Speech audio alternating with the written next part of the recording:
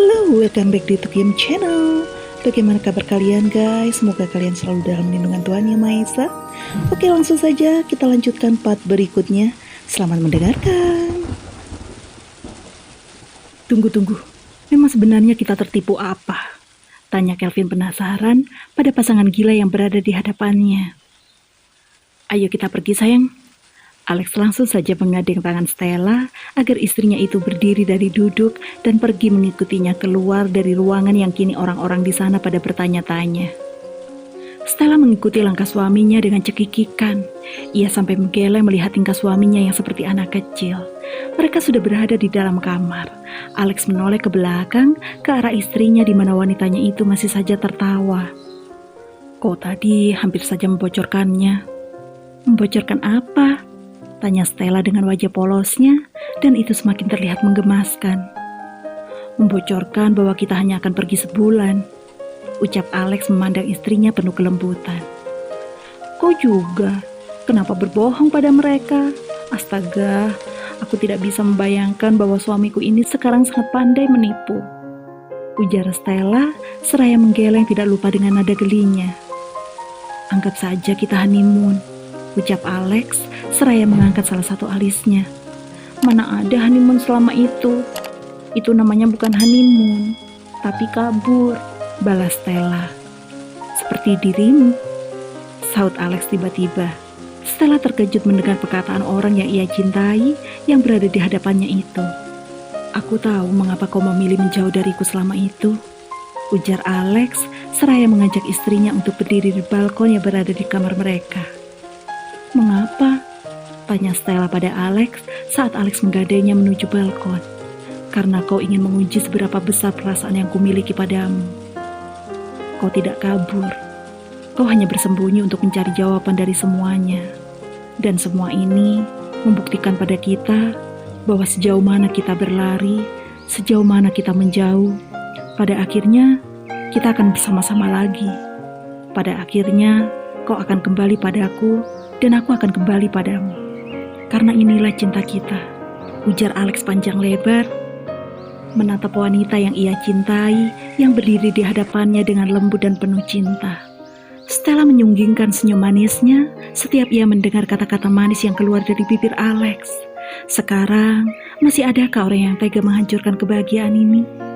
Masih adakah yang membenci melihat kebahagiaan ini? Apa masih ada? Alex dan Stella terbangun di pagi yang cerah ini. Jangan tanyakan bagaimana kondisi mereka saat terbangun di pagi yang indah ini. Semenjak mereka kembali bersama, entah kenapa mereka akan berakhir tanpa sehelai benang pun di pagi hari. Benar-benar pasangan gila. Stella menggeliat saat merasakan secerca cahaya matahari yang berusaha masuk dan membangunkan mereka berdua. Seakan menunjukkan pada mereka bahwa ini waktunya untuk terbangun dari malam yang melelahkan namun juga membahagiakan bagi mereka.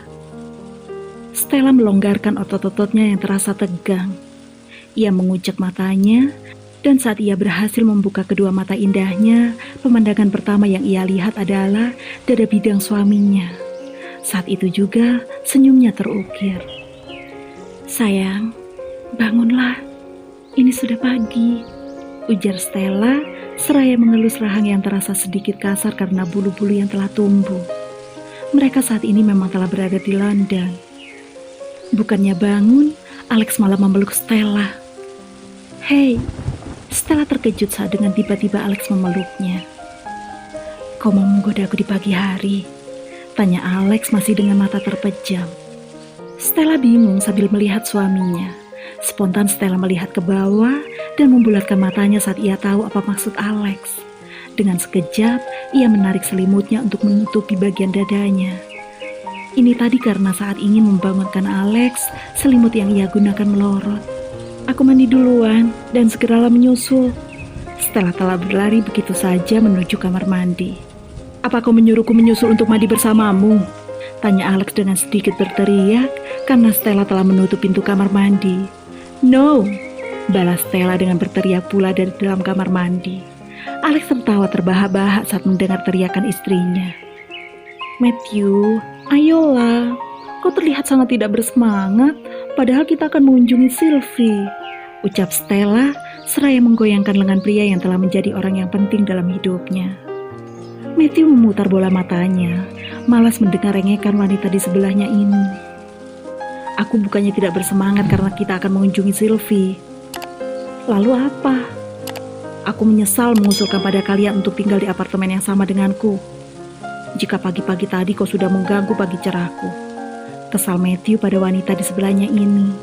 Sedangkan yang disalahkan hanya terkikik melihat kekesalannya.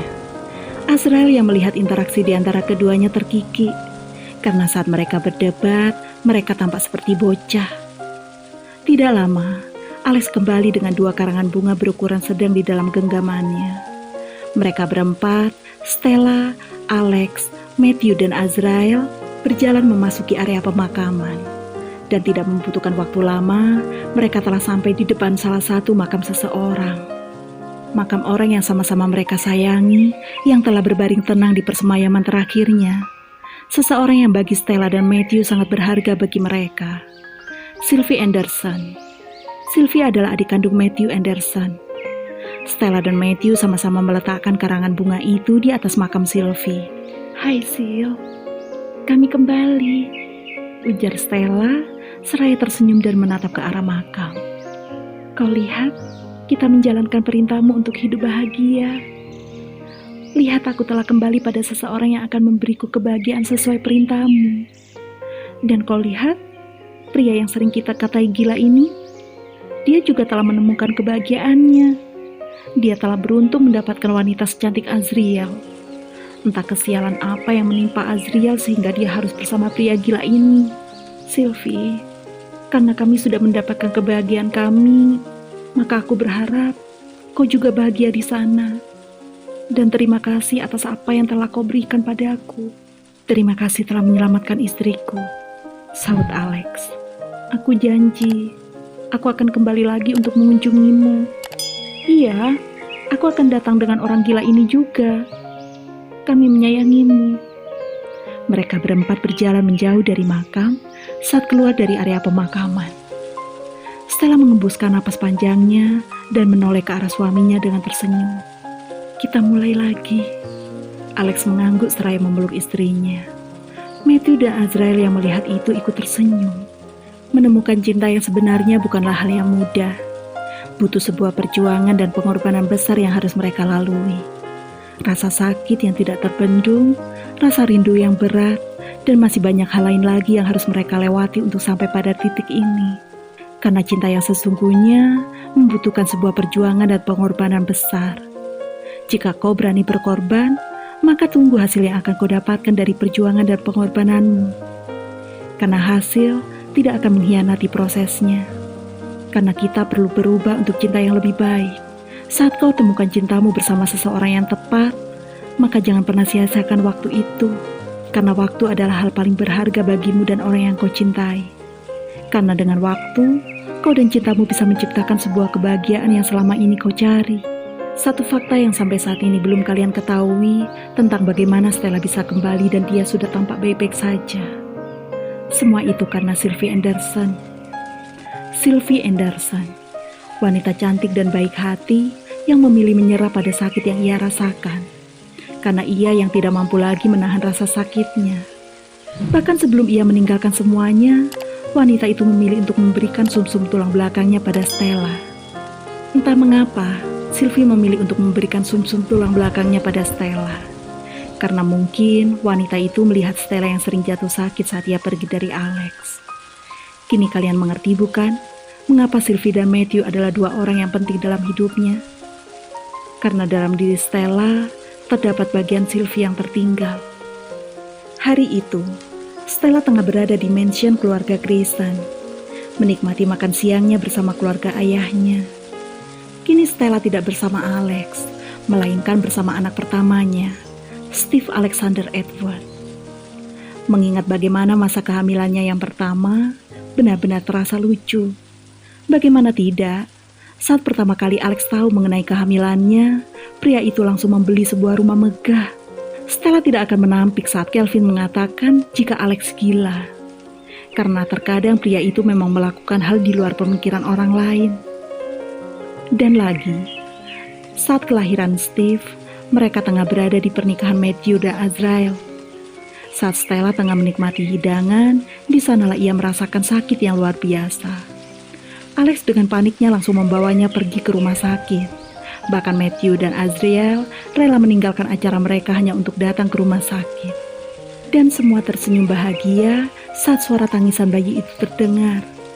Steve Alexander Edward hadir untuk melengkapi kebahagiaan di keluarga kecil mereka. Steve kini berumur 3 tahun. Ia tumbuh dengan menjadi bocah yang menggemaskan dan semua orang sangat menyukainya. Namun Steve lebih dominan tumbuh dengan menurunkan sifat Alex. Bocah itu terkadang bisa menjadi sangat dingin saat bertemu dengan orang yang tidak ia kenal ataupun dengan orang yang tidak ia sukai. Alasan Stella dan Steve berada di sini karena Alex yang lagi-lagi harus meninggalkan keluarga kecilnya untuk urusan bisnis yang tidak mungkin diwakilkan oleh orang kepercayaannya. Percayalah, sebenarnya Alex berat untuk meninggalkan Stella dan Steve. Ditambah lagi, kini Stella yang tengah mengandung buah cinta mereka yang kedua. Di kehamilan ini, Stella lebih banyak maunya. Pernah suatu malam, wanita itu membangunkan Alex hanya karena dia menginginkan es krim. Saat itu, Alex sangatlah lelah, tapi dia tetap memenuhi permintaan Stella. Dia rela melakukan apapun demi anak dan istrinya. Steve juga merasa sangat senang jika ia tinggal di rumah uma-umanya. Apalagi terkadang, Peter akan ikut berkunjung juga dan mengajak Steve bermain. Lagi pula, akhir-akhir ini Alex sangat sibuk dan suaminya itu tidak ingin Stella dan Steve sendiri di rumah. Meskipun di rumah mereka ada banyak sekali pelayan. "Oma, apa Daddy akan pulang?" Pertanyaan itu memecahkan keheningan yang sempat terjadi beberapa detik di atas meja makan. Suara menggemaskan Steve lah yang mendominasi acara makan siang mereka. Ada yang merindukan kurpanya. Sebelum Sarah sempat menjawab, sebuah suara terdengar menginterupsi acara makan siang mereka. Steve menoleh ke arah asal suara dan terpekik senang. "Daddy!" Dengan cepat, bocah itu turun dari kursinya dan berlari ke arah Alex yang dengan sigap menangkap putranya dan membawanya ke dalam gendongannya. Bahkan mereka yang di sana merasa khawatir saat bocah itu turun dari kursinya dengan semangat. "Sepertinya kau merindukanku, boy," ujar Alex seraya mengacak rambut putranya. Steve mengangguk dengan cepat saat mendengar pernyataan itu. Alex tersenyum lebar melihat bagaimana putranya terlihat sangat merindukannya.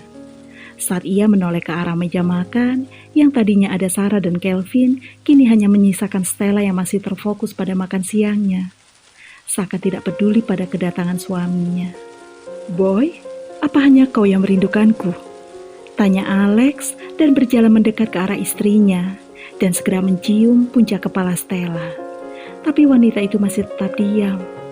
"Mami juga merindukan Daddy," jawab Steve masih berada dalam gendongan Alex. Alex yang melihat Stella segera mengerti mengapa istrinya itu bersikap seperti ini. "Sayang, maafkan aku.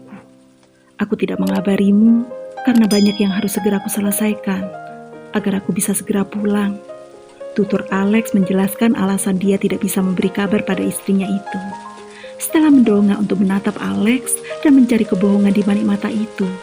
Tapi tidak ada. Alex berkata jujur. Stella tersenyum tipis dan mengangguk mengerti. "I love you," ujar Alex seraya mencium puncak kepala istrinya. "Love you too," balas Stella. Steve yang mendengar dan berada di tengah-tengah mereka hanya diam, karena ia sering mendengar dan melihat orang tuanya yang seperti ini. Saat berada di dalam kamar mereka, Stella memilih untuk menyandar pada dada bidang suaminya. Di kehamilan kali ini pula semua keluarganya tidak sekejam di kehamilannya yang pertama. Meski Stella tidak benar-benar bebas karena semua keluarganya dan Alex yang masih juga terlalu khawatir padanya. Maksud dari kejam adalah mereka yang tidak membiarkan Stella pergi kemanapun dan terus saja menyuruhnya untuk berada dalam kamar. "Jadi, jika bukan dirimu yang berada dalam peti mati itu dan terkubur di dalam sana, lalu siapa?" tanya Alex masih bingung akan semua ini. "Saat aku pergi, aku memilih untuk pergi ke rumah sakit terlebih dahulu. Namun aku tidak pergi ke rumah sakit yang sering kukunjungi. Saat itu, aku merasa sangat lemah. Maka dari itu aku memilih untuk dirawat terlebih dahulu dalam semalaman. Rumah sakit itu kecil dan tidak banyak orang yang tahu. Maka dari itu pula, aku berpikir Itu tempat yang tepat agar kau tidak menemukanku. Saat itu, aku mendapatkan panggilan di ponsel dan nomorku yang baru mengatakan bahwa mereka telah membebaskan Peter saat aku mengatakan aku pergi. Aku sangat bahagia di sana. Dan saat itu aku melihat seseorang yang berada di kursi roda. Stella mengambil nafas terlebih dahulu untuk melanjutkan semua ceritanya. Aku melihat dia tidak memiliki semangat hidup. Saat aku menghampirinya, ia hanya diam tidak bergerak. Dan di sana aku mulai mengajaknya berbicara. Tapi dia tetap diam. Kau tahu kenapa? Karena dia sedih, Alex. Dia tidak ada keluarganya yang mau mengunjunginya. Dan di sana aku berkata padanya bahwa anggap aja aku keluargamu. Tapi dia tidak percaya. Maka dari itu, aku memberikannya kalungku sebagai bukti bahwa suatu saat aku akan kembali lagi. Saat aku telah pergi dari rumah sakit itu meledak di tengah malam. Stella terdiam. Alex yang mengerti keadaan istrinya mengelus punggung istrinya. Ia tidak apa jika Stella tidak menceritakan keseluruhannya, karena ia tahu itu pasti sulit. Aku tahu itu saat di bandara dan melihat televisi. Aku juga melihat di sana ada kalungku yang dipegang oleh seorang gadis. Dan aku sadar siapa yang memegang kalungku itu. Kemungkinan Julia mengira bahwa itu adalah aku, Alex. Sudah berapa banyak orang yang tersiksa karena diriku? Tanya Stella pada Alex. Tidak sayang, kau tidak bersalah akan semua ini. Inilah yang dinamakan takdir. Kuakui Julia memang gila, hingga ia meledakkan rumah sakit itu. Ini hanya jalannya takdir sayang, jelas Alex seraya memeluk istrinya. Karena sempat ia lihat saat bertanya, istrinya itu menangis. Tapi aku tetap merasa bersalah, Alex.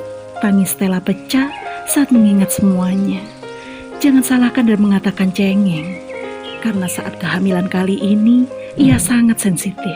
Saat mereka masih berpelukan di atas ranjang, dengan Stella yang masih menangis di pelukan Alex, Steve masuk dan mengernyit tidak suka saat melihat maminya yang menangis di dalam pelukan dedinya. Oma! Teriak Steve, dan itu menyadarkan pada Alex dan Stella bahwa putra mereka masuk kamar. Alex, yang sadar akan apa yang terjadi, menatap terkejut pada putranya. Aku akan mendapatkan pukulan dari ibumu kali ini, bisik Alex pada Stella. Stella yang mendengar hanya cekikikan dan menghapus air matanya, namun ia tidak beranjak dari pelukan nyaman ini. Ada apa, Steve? Tanya Sarah yang masuk kamar saat mendengar Steve yang meneriakkan namanya. Oma lihat, Daddy membuat Mami menangis, Oma. Daddy jahat pada Mami, ujar Steve dengan tatapan marah seraya berkaca pinggang melihat orang tuanya yang masih saja dalam posisi yang sama. Sarah menghampiri Alex dan menjewer telinga menantu yang telah ia anggap sebagai putranya sendiri. Aduh, sakit bu, ringis Alex. Sarah tahu jewerannya tidak sakit, hanya menantunya yang berlebihan dalam menanggapinya. Kau apakan putriku? Tanya Sarah masih menjewer Alex. Stella yang melihat tertawa, karena semenjak ia melahirkan Steve, semua orang mengatakan tidak mau melihatnya yang telah bahagia menangis lagi. Dan jangan salahkan Steve yang terlalu berpikiran dewasa. Ia hanya benci saat seseorang membuat maminya menangis. Pernah Kelvin menjelaskan pada bocah itu bahwa semua orang yang membuat seseorang menangis dia adalah orang yang jahat. Penjelasan itu tidak hanya dikatakan oleh pamannya, tapi dedinya juga mengatakan hal yang sama. Maka sekarang, salahkan Alex dan Kelvin yang memberi penjelasan pada bocah ini. Saat Sarah masih menjewer telinga Alex, Steve naik ke atas ranjang mereka seraya mengelus perut besar ibunya. Apakah Bre baik-baik saja di sini? Apa Daddy menyakitimu juga? Kau tenang saja, Bre.